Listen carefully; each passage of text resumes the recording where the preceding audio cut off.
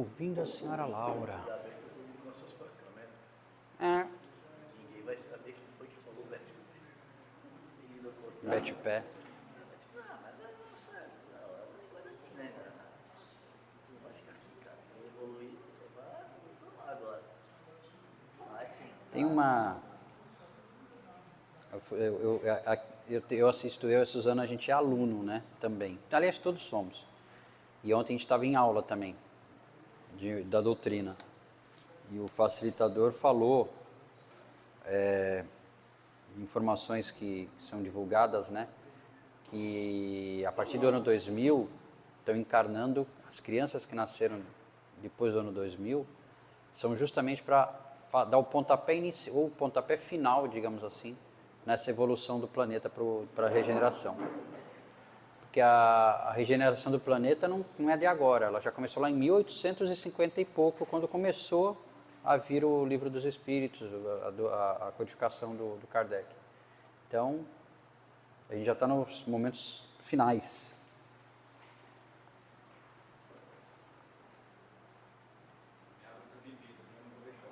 Eu já bebi. Já tomou? Já. Eu vou deixar aí. Quer que pague mais? Não. Olha que eu gosto das aulas aqui, que a gente Interage. interage, a gente, entendeu? Tem alguém lá fora? Não, né? Uma coisa. Agora, se você falar isso, se você tiver tendo uma aula de evangelização na aliança, as pessoas falam isso, as pessoas pensam. Não é tanto assim, não.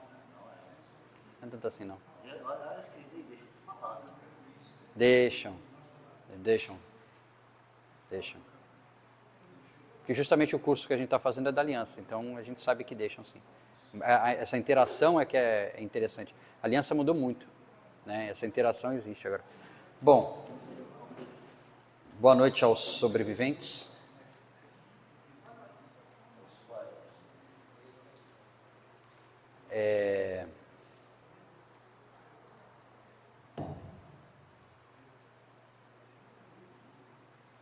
Antes de começar a nossa conversa de hoje, vamos agradecer, porque Chico já falava, né? Chico falava, todos falam, né? A tudo dai graças. Então vamos dar graças por estarmos novamente reunidos nessa casa e agradecer toda a espiritualidade que preparou esse ambiente para a gente, agradecer aos nossos mentores ou anjos da guarda, como vocês quiserem chamar, que sempre nos acompanham e nunca nos abandonam. A gente não escuta eles às vezes, mas eles não nos abandonam. Agradecer a todas as fraternidades, né, que auxiliam o planeta das mais variadas formas, né, a fraternidade dos Filhos de Maria, a fraternidade do Trevo, várias fraternidades que existem por aí, que nos auxiliam. Agradecer também a Jesus, que é o nosso guia e mestre, né, e governador do planeta, e que através dele nós chegamos a Deus. Ele falou, né, eu sou o caminho, a verdade e a vida, então ninguém vai ao Pai a não ser por mim, então que nós sigamos o caminho de Jesus. Dito isso, chegamos ao capítulo 39, faltam 11 capítulos para acabar o nosso lar. Parece que foi ontem que a gente começou, né? Não, é modo de falar. Depois a gente vai estudar outro livro. Isso, Livro dos Médiuns. Não, brincadeira. Então hoje a gente chega no capítulo 39, ouvindo a senhora Laura, né? A Laura que é a mãe de Lísias. Para a gente recapitular, na aula passada, o caso Tobias deixou o nosso amigo André Luiz muito encafifado, né? Para falar o mínimo, né? Já que o Tobias vivia na mesma casa com a dona Hilda e com a Luciana, uma esposa e a outra que ele tratava como irmã, porque é irmã, né? Nós todos somos irmãos, mas isso ficou encafufado, ele ficou com isso na cabeça. E aí ele procurou a dona Laura, para tentar entender, né? O porquê, né? Como isso se deu, né? Por mais que o Tobias tenha explicado, por mais que a dona Hilda tenha explicado, por mais que a Luciana tenha explicado, ele ainda estava encafifado. Então vamos começar o texto, o capítulo, né? O caso Tobias impressionara-me profundamente. Aquela casa, alicerçada em princípios novos de união fraterna, preocupava-me como um assunto obsidente. Afinal de contas, também ainda me sentia senhor do lar terrestre.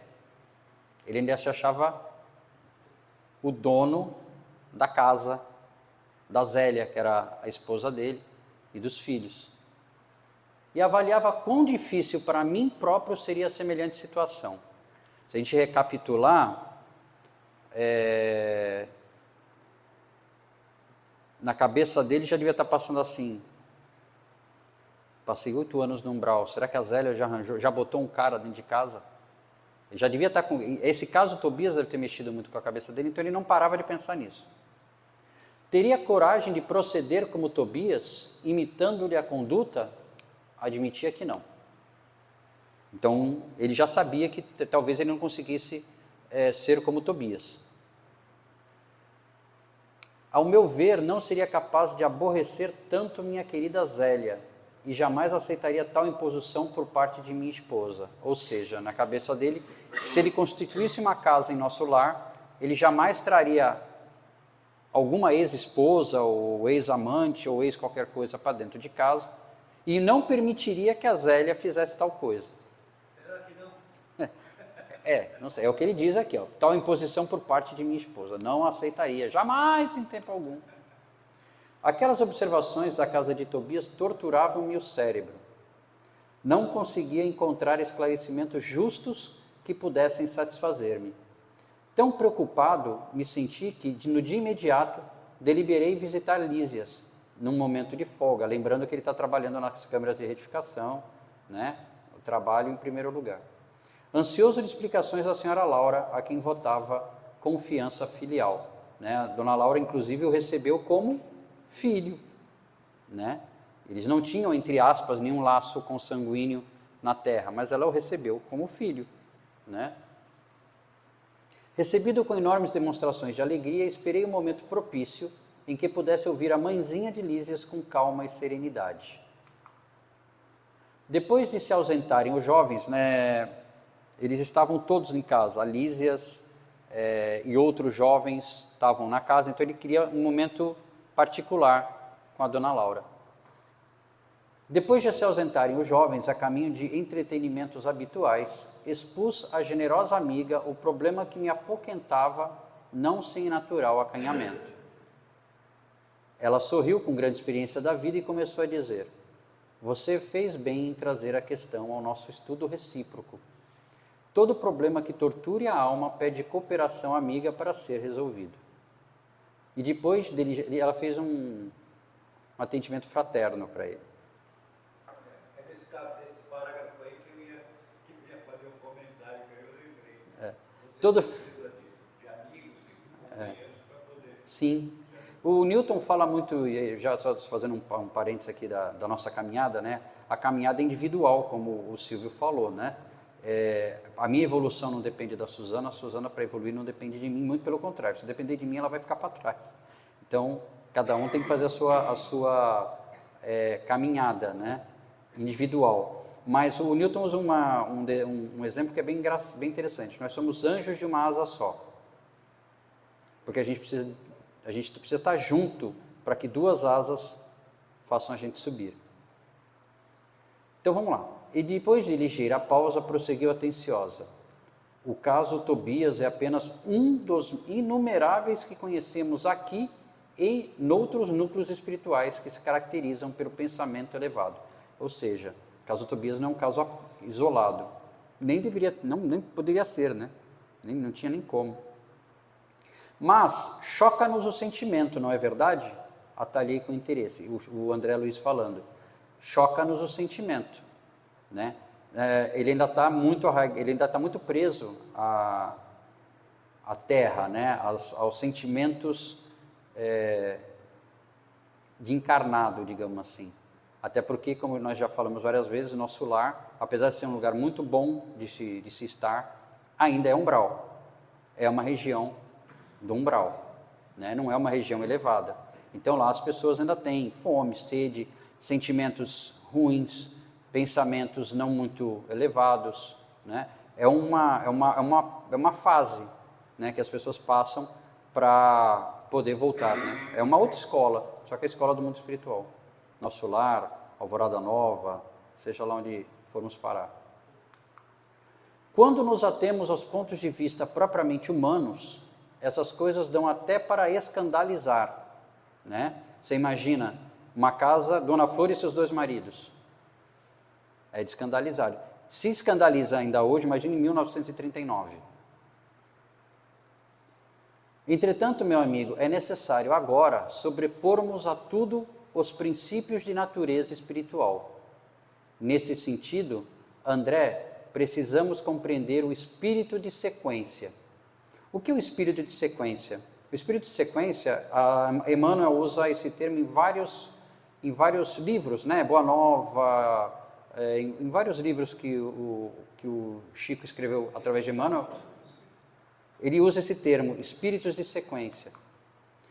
O espírito de sequência, segundo Emmanuel, refere-se à ideia de que a evolução espiritual ocorre de forma gradual e constante, não sendo possível saltar etapas ou exigir mudanças repentinas.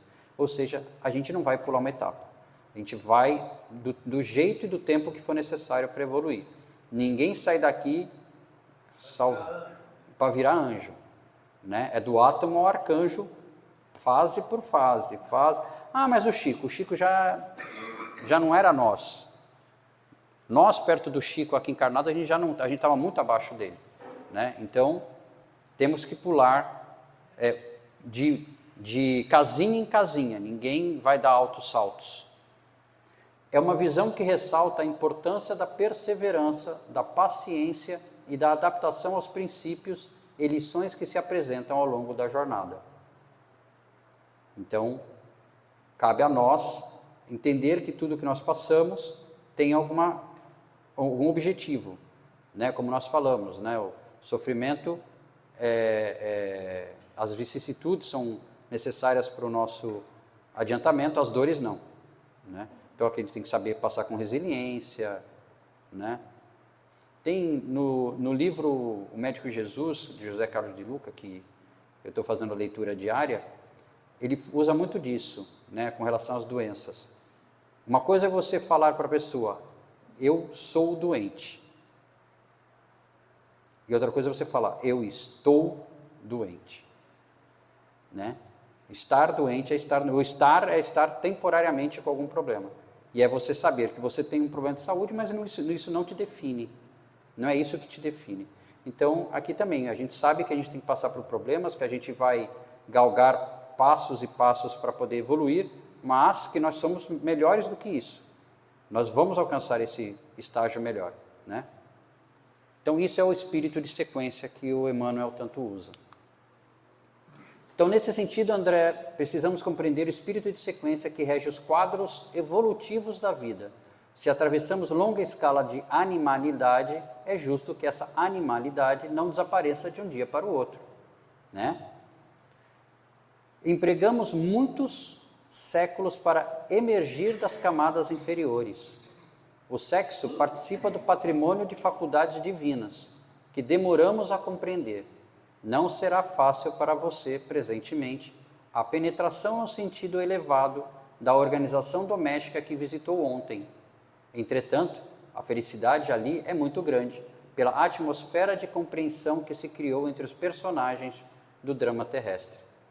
E se vocês lembrarem o capítulo anterior, não foi fácil, né? Porque a Hilda armou um barraco, né?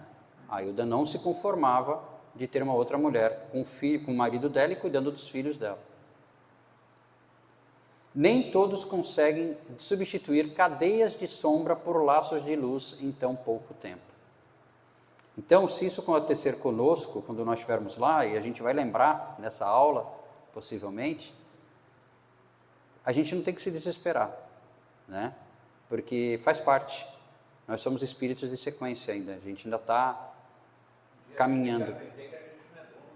A gente não é dono de ninguém. Ninguém é de ninguém, lembra? Semana passada, ninguém é de ninguém, né? Então nós estamos andando passo a passo rumo a sermos melhores, não é de uma hora para outra. Mas temos nisso uma regra geral? Indaguei. Todo homem e toda mulher... Olha a preocupação do André Luiz, tadinho dele. Ele estava assim, pirado na batata. Estava desesperado. Todo homem e toda mulher que se tenham casado mais de uma vez restabelecem aqui o núcleo doméstico, fazendo-se acompanhar de todas as afeições que hajam conhecido. Imagina o Romário. 11, né? O Romário é 11. 11. Gretchen, Fábio Júnior. Entendeu? Esboçando um gesto de grande paciência, a interlocutora explicou: não seja tão radicalista, é indispensável seguir devagar. Ele já estava pensando no pior quadro possível, porque ele sabe que apesar dele amar muito a Zélia, e ele amava muito a esposa, né, tratava ela muito bem e tudo, mas a vida fora do casamento dele era complicada. Então ele já deve ter imaginado, nossa, né?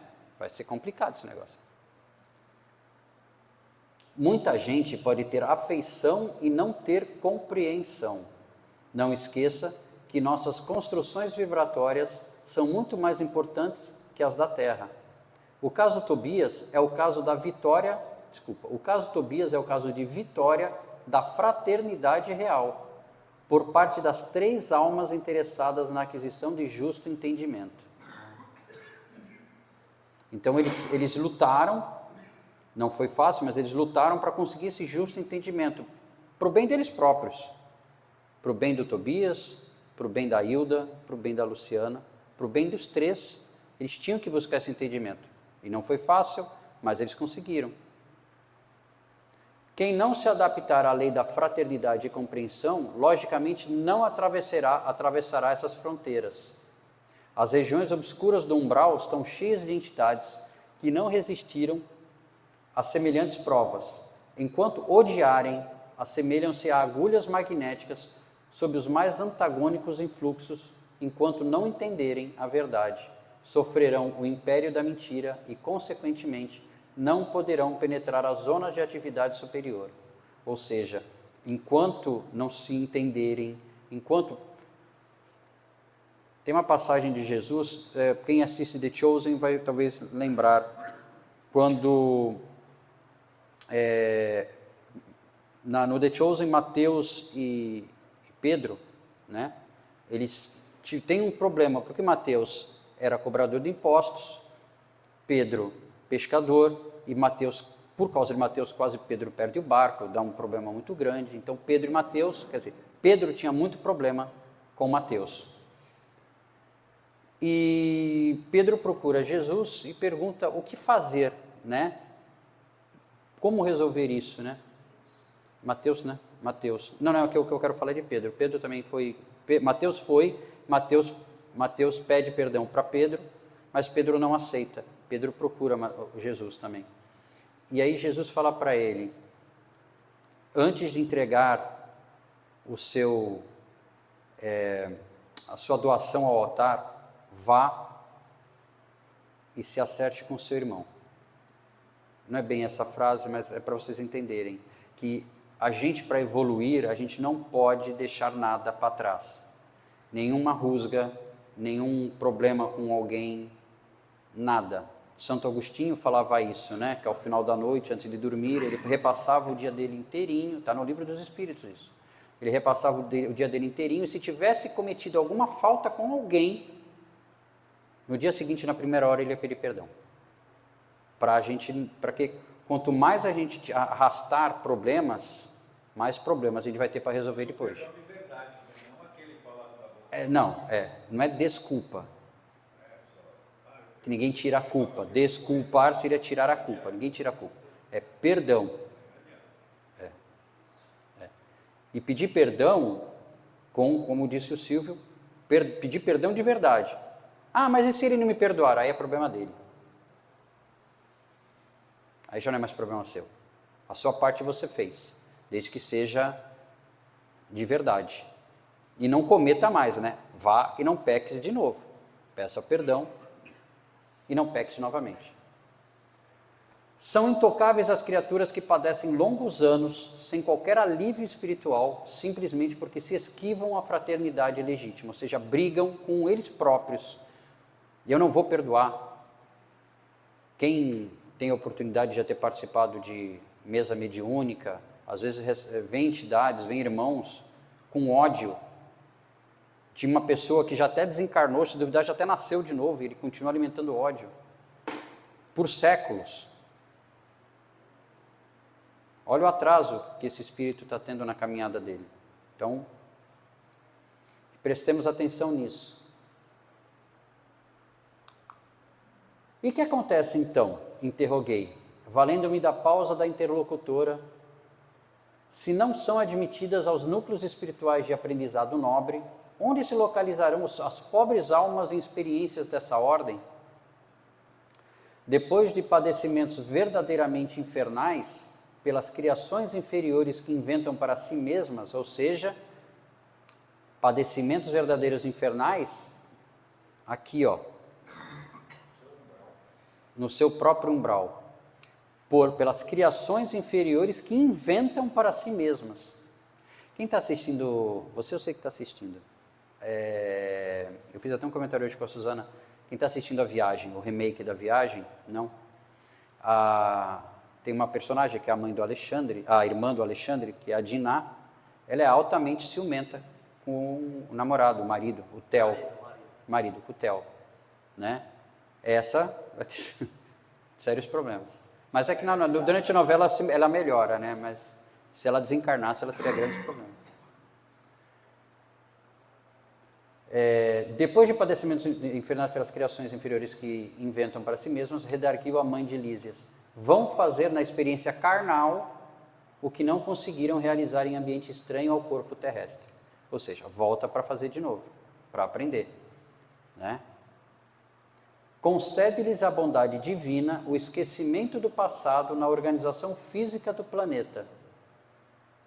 A bondade divina que nos permite o esquecimento do passado. Porque se a gente lembrasse de tudo que a gente fez ou o que fizeram para nós, não ia evoluir nunca.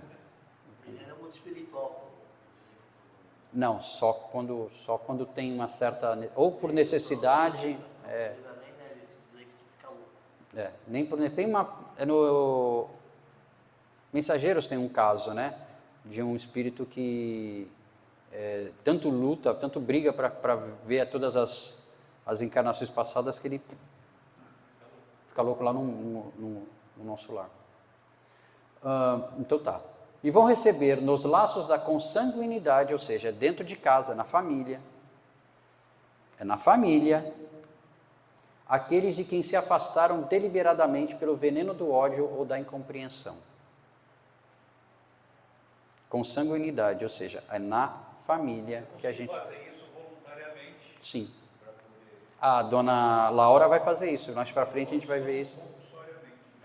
Dona Laura vai fazer isso por escolha, mas muitos é por compulsórios. Daí se infere a oportunidade cada vez mais viva da recomendação de Jesus, quando nos aconselha imediata reconciliação com os adversários. O alvitre, antes de tudo, interessa a nós mesmos. Devemos observá-lo em proveito próprio. Foi a passagem que eu falei para vocês de Jesus, né? Que antes de levar a sua oferta ao altar, vá e se desculpe com o irmão que você magoou. Quem sabe valer-se do tempo, fim da experiência terrena, ainda que precise voltar aos círculos da carne, pode efetuar sublimes construções espirituais, com relação à paz da consciência, regressando à matéria grosseira, suportando menor bagagem de preocupações. Ou seja, com o tempo, conforme você vai reencarnando, né, uma lição aprendida não é repetida, aí é menos uma folhinha no carnê, aí você vem de novo, resolve mais uma, né? Você pode chegar lá para o Ministério da Reencarnação e falar assim, não, me manda tudo de uma vez aí. Não vai. Manda um boleto só que eu quero quitar de uma vez só. Não vai. Não vai conseguir. Não vai conseguir mesmo. Não vai conseguir mesmo. Há muitos espíritos que gastam séculos tentando desfazer animosidades e antipatias na existência terrestre e refazendo-as após a desencarnação, né? Então, há muitos espíritos que gastam séculos tentando desfazer animosidades e antipatias nas existências terrestres e refazendo-as após a desencarnação. Todo aquele círculo que você falou, o círculo. O círculo evolutivo. O problema do perdão com Jesus, meu caro André, é problema sério. Não se resolve em conversas. Perdoar verbalmente é questão de palavras, mas aquele que perdoa realmente precisa mover e remover pesados fardos de outras eras dentro de si mesmo. Então, o perdão que a gente às vezes está acostumado a fazer, pedir perdão assim da boca para fora, né? Pô, foi mal aí. Só o perdão que vem daqui, ó. Daqui não, daqui. Só o perdão que vem de dentro do coração. Uma pessoa que também perdoa, só que ela fala assim, ó, perdoei, só que eu não quero ver na minha frente, ele lá, eu aqui. Bom, já é um avanço, né?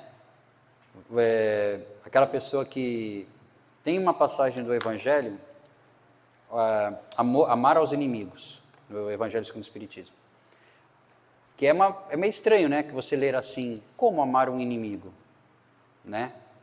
Como amar um inimigo? Amar o inimigo é perdoar, não é tratá-lo como se fosse um amigo querido ou um parente que você tem muita afeição. Eu até brinco que é perdoar, mas não significa que você vai convidá-lo para tomar um chazinho da tarde em casa. Mas é só o fato de você perdoar, não querer mais mal para ele, né? Não, quando ele está vindo, baixar a cabeça, atravessar a rua e ir para o outro lado. Não, se ele estiver vindo, cruza com ele, dá bom dia. Significa que você já tirou aquele teu peso das costas. Isso é perdoar de verdade, né? A gente, como o Arlindo falou, muitas vezes a gente fala assim, eu te perdoo, mas eu não quero ver nem a tua face mais na minha frente. Isso não é perdoar. Isso não é perdoar. Perdoar é bem mais difícil do que isso. Então está aqui, ó, perdoar verbalmente é questão de palavras, mas aquele que perdoa realmente precisa mover e remover pesados fardos de outras eras dentro de si mesmo. A essa altura, a senhora Laura silenciou como quem precisava meditar na amplitude dos conceitos expendidos. Aproveitando o ensejo, aduziu: a experiência do casamento é muito sagrada aos meus olhos. A interlocutora não se surpreendeu com a afirmativa e obtemperou: aos espíritos ainda em simples experiência animal, nossa conversação não interessa. Mas para nós que compreendemos a necessidade da iluminação com o Cristo, é imprescindível destacar não só a experiência do casamento, mas toda a experiência de sexo, por afetar profundamente a vida da alma. Eu estava assistindo para eu fazer essas aulas e tudo, e para ter conhecimento, porque a gente é eterno aprendiz, eu assisto muitas lives, assisto do Haroldo Dutra, sobre o capítulo, né? E de outros também. E eles, nessa passagem aqui, eu não sei se é na próxima, deixa eu ver se eu não vou...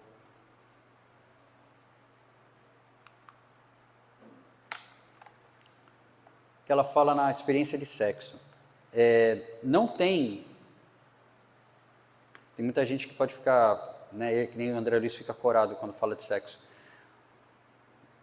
O sexo não é problema, né? Não é problema. A promiscuidade é.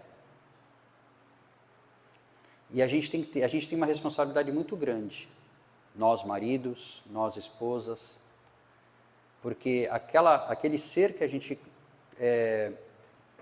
chama para morar com a gente, ou para dividir a vida com a gente, como teve um palestrante que usou o termo, aquela alma que a gente toca, é uma responsabilidade muito grande para a gente. Porque a gente, quando você toca uma alma, como o Silvio tocou, esqueci esse nome de novo, a Celeste, como a Suzana tocou o Messias, é uma responsabilidade muito grande. Você ter um parceiro, você ter um verdadeiro parceiro. Você pode ter outros casamentos, porque hoje em dia é muito normal, as pessoas casam, separam, casam, separam, casam, separam. Mas para cada casamento e uma separação, e eu já me separei uma vez, todas as pessoas com que você casa e se separa, você tem responsabilidade sobre aquela pessoa. No mundo espiritual. É porque eu estou falando do...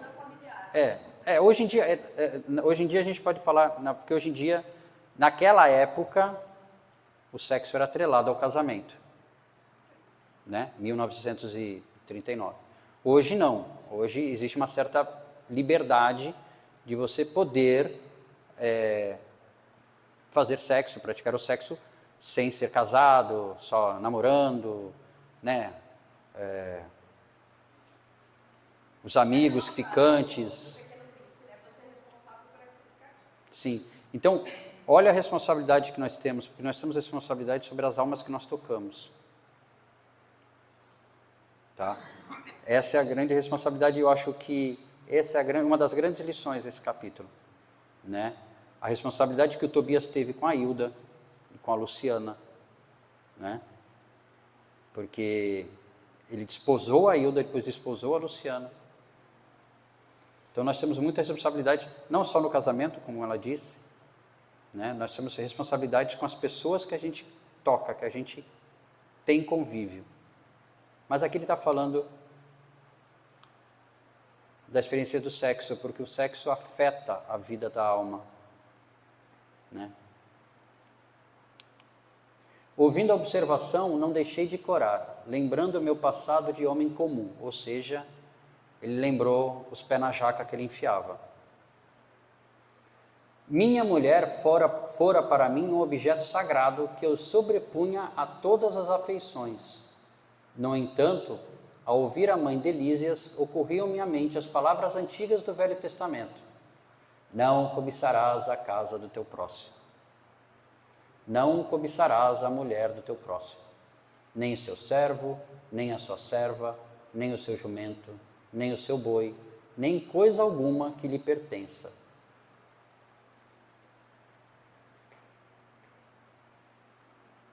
Num instante senti-me incapaz de prosseguir, estranhando o caso Tobias. A interlocutora, porém, percebeu minha perturbação íntima e continuou. Onde o esforço de consertar é tarefa de quase todos, deve haver lugar para muita compreensão e muito respeito à misericórdia divina, que nos oferece tantos caminhos a retificações justas, ou seja, quem somos nós para apontar o dedo para os outros? Porque o esforço é tarefa de quase todos. O esforço de consertar. Né? Toda experiência sexual da criatura que já recebeu alguma luz do Espírito é acontecimento de enorme importância para si mesma.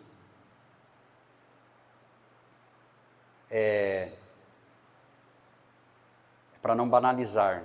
Infelizmente, hoje em dia, o sexo é banalizado. É por isso que o entendimento fraterno precede a qualquer trabalho verdadeiramente salvacionista.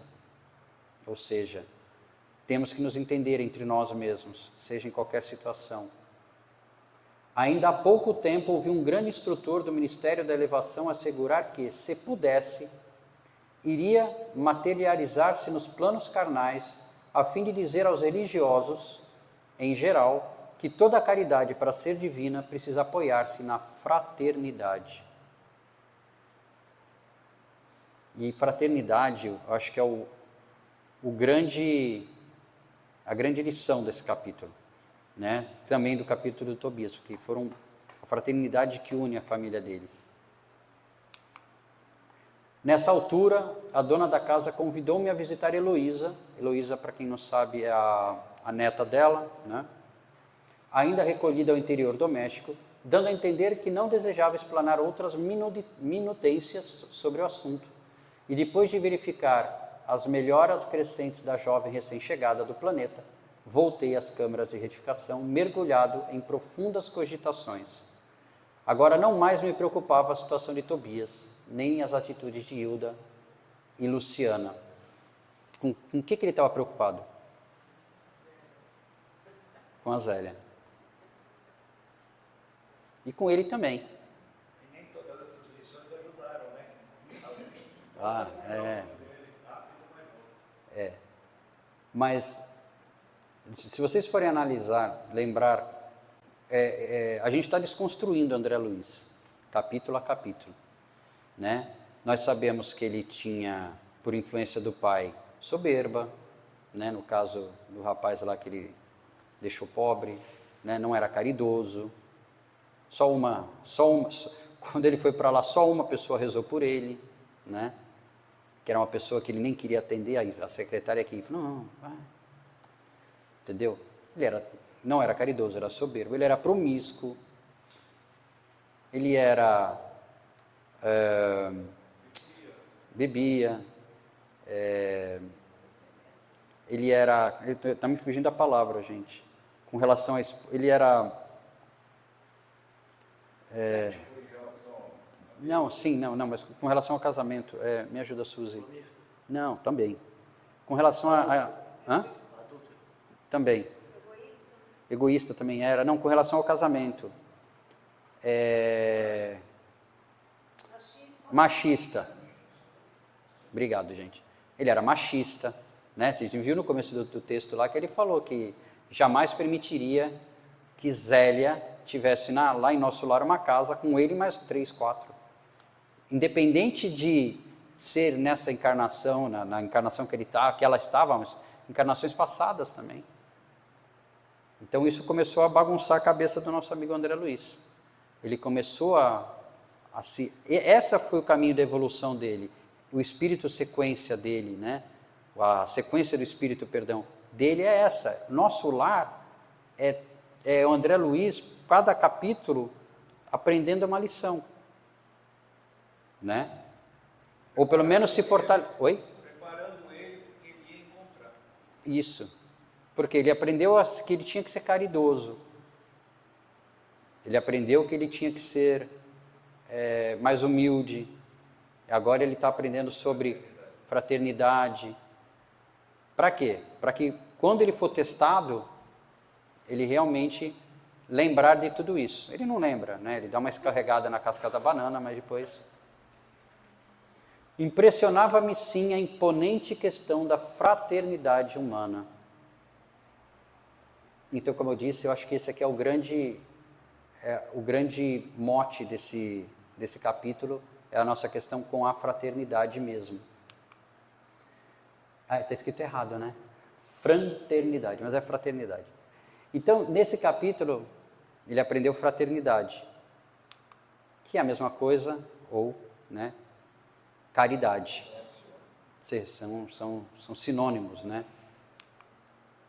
Qual sentimento se opõe à fraternidade e à caridade? Quem que é? O egoísmo é o egoísmo. A fraternidade é o egoísmo e a... Falta um. Soberbo. Quase. O egoísmo estava muito ligado ao orgulho. Todo egoísta é orgulhoso. Quem aqui não tem orgulho? Quem aqui não é orgulhoso? Eu sou. Eu ainda tenho muito disso. Né, mas eu não estou falando desse orgulho. Eu estou falando do orgulho da pessoa que, tipo, não gosta que pisem no calo, digamos assim. Ou quando alguma coisa acontece que ele não gosta, que incomoda, ele fala, por que comigo? Eu sou tão bom. Mas se eu fosse bom não estava aqui, né? Então eu não sou tão bom assim. Então é isso, ele aprendeu sobre a fraternidade, sobre a caridade, para que ele se livre e do orgulho. E a gente precisa se livrar do egoísmo e do orgulho. E para encerrar, agradecendo ao meu amigo Google,